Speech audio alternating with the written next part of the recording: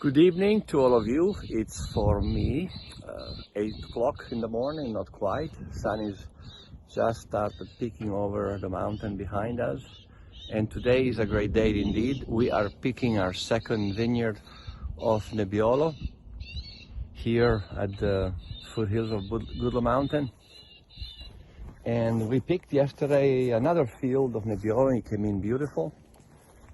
This morning we're now going in the second field, where throughout the season we had so many challenges, I recall. We had a little bit of frost, and we have copious rains, and then some bird pecking on the berries.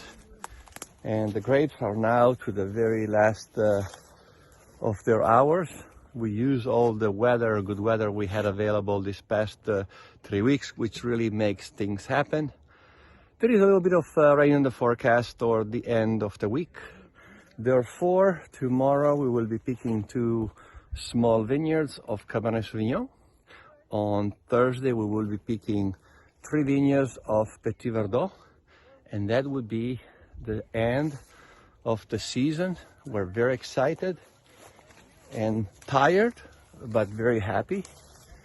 It was not perhaps one of what I called outstanding vintages all across, although we had some good early season whites to some very good. In the reds, same. We have some good blocks producing good wines. Some produce some very good wines, and a few of them what I will call almost outstanding wines. So very exciting. I'm here. I'm waiting on my dear friend Francesco Zonin, the son of our founder, and we will have a little bit of a chat together, and I'll see you in a bit. Beautiful. Couldn't ask for better weather. Oh, here's Francesco. Good morning. Ciao Luca. What a day. Perfect. Thank you. Could be better. Thank you. Right. So I'm so glad you're here. We are here at this very end of a very difficult season, but we're seasoned. We're nothing new to us. We know how to reap the best from the condition we're given. The weather helped us tremendously, and thankfully all of our friends in the wine industry, in the vineyard from here to the Shenandoah Valley, to the Eastern Shore, to Southwest Virginia, up north to closer to Maryland and so on. So, how was Italy? How was the weather there in the vineyards compared to here? Yeah, but our job is the most beautiful in the world, except that we cannot control the weather. Yeah. So Italy was exactly the opposite.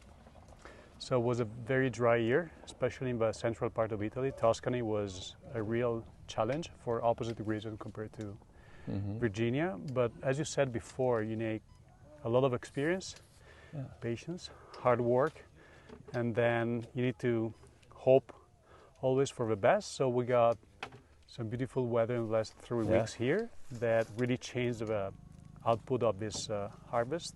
And we had the opposite in Italy. So we had some very good rain in the middle of August, finally, and up to the beginning of September. And so at the end, we pulled another pretty good vintage. It won't be an unforgivable vintage, especially in the central part of Italy, but south of Italy, I think it's going to be something very, very interesting, and same thing for the north. So I remember in the early 2000s here, 2001, 2002 were very hot, very dry.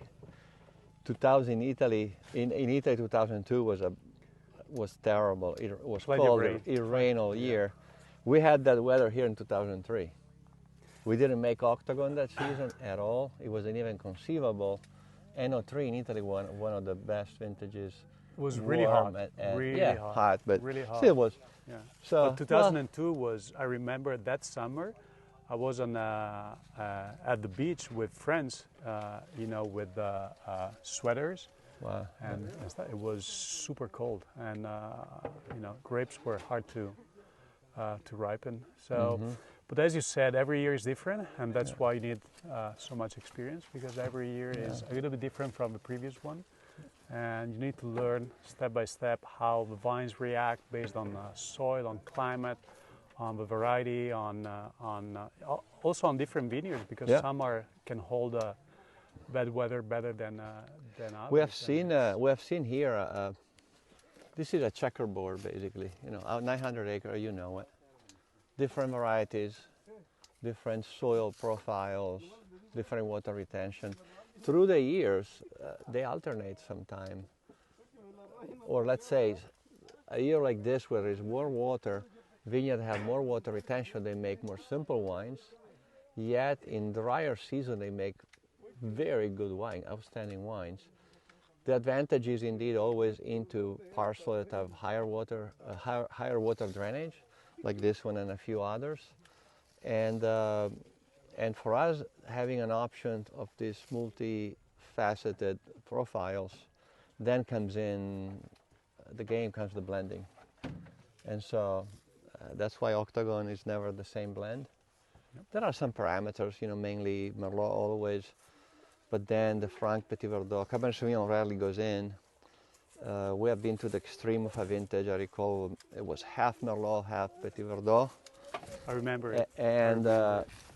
And so it was very unique, and that's what we do here, and I'm really glad that we're here together. But another thing about beside Octagon, I want you to perhaps take the honor to officialize that we will be releasing a single vineyard Nebbiolo in a couple of years from now, from 2021 vintage.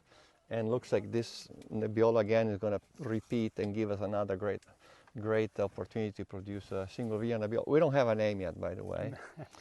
And we need suggestions. Right. I normally don't give too many good news all in once. I like to spread them for you guys so you can not gloat too much on one day. I'm going to have some great news coming next week. This one of the release of officially releasing in the future single vineyard Nebbiolo wasn't even in the announcement of today's post. So that's extra. But we tasted yesterday. Extra candy. We tasted together yesterday in the cellar from a big oak barrel. Compared to small barriques, we're aging it in large oak for 2 years and then a year in bottle. And we finally decided it was time to set in stone that it's coming. Be patient, it's worth waiting. Like great wines. Great wines, normally you have to give it a little bit of time. Be patient, and that's why sometimes even after you open the bottle, you have to decant them, give them a little air. So anyway, just simply a great day. I'm gonna go down also in the cellar and take a peek at with you. Maybe we taste just a couple of wines from the vintage. Perhaps we should taste maybe our Vermentino from this year, and then a Merlot from here from Woodland Mountain, which is I would say probably the most complex, beautiful expression of our terroir when it comes to then going in Octagon is this vineyard of Merlot. I'm it's fantastic. It's very unique. And even now, tasting the two parcels that go in Octagon together almost all the time. One is a lot of spice and almost iodine character, mineral. And the other one instead is very round red fruit, softer. Together they give you these multi layers of beauty and complexity. So going back to the new single vineyard Nebbiolo, I think one of the most beautiful thing, and it happened here in Barboursville, is that you don't program new wines. Sure. So you just have an idea of making the best of what you can out of a terroir, and after 30 years now.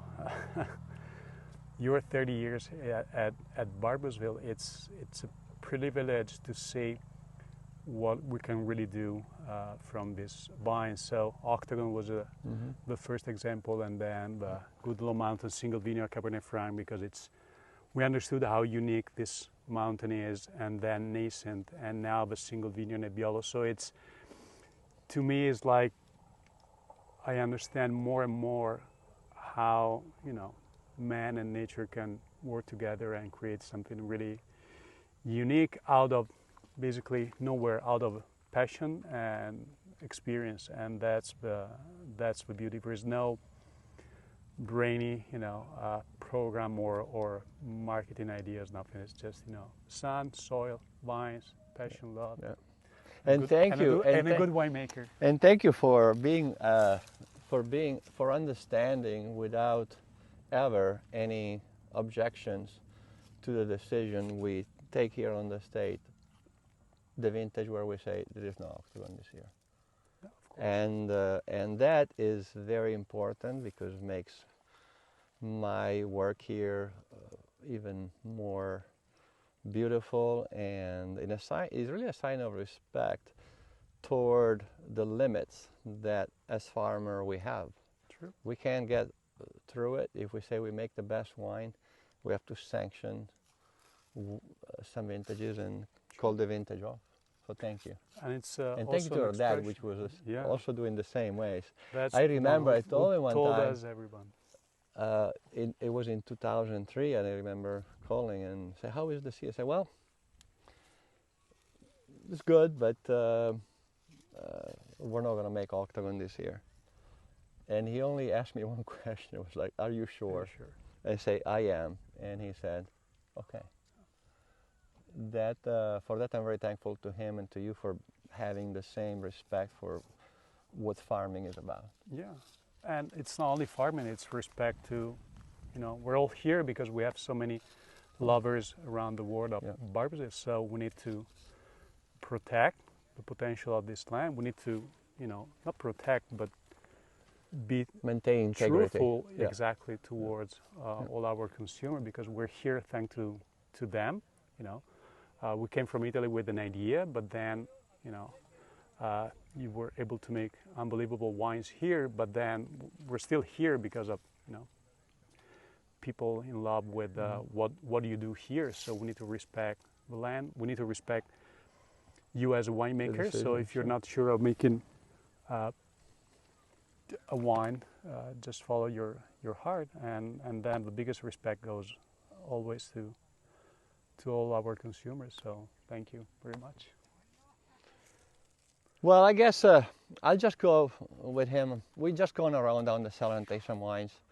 I'm not going to take a video of that because I think we had such a great conversation, Francesco, this morning, and what we share with people is very, very important. And I think I'd rather close in here in this beautiful vineyard, which is going to create a new wine. We're going to go down the cellar. See you next week. We're going to have a sip of wine, and then hopefully can come back next year at the same time and bring us some good weather. Come earlier. Done. Yeah, okay. And bring some rain in Italy next year. All right. Well, see you next week. Goodbye.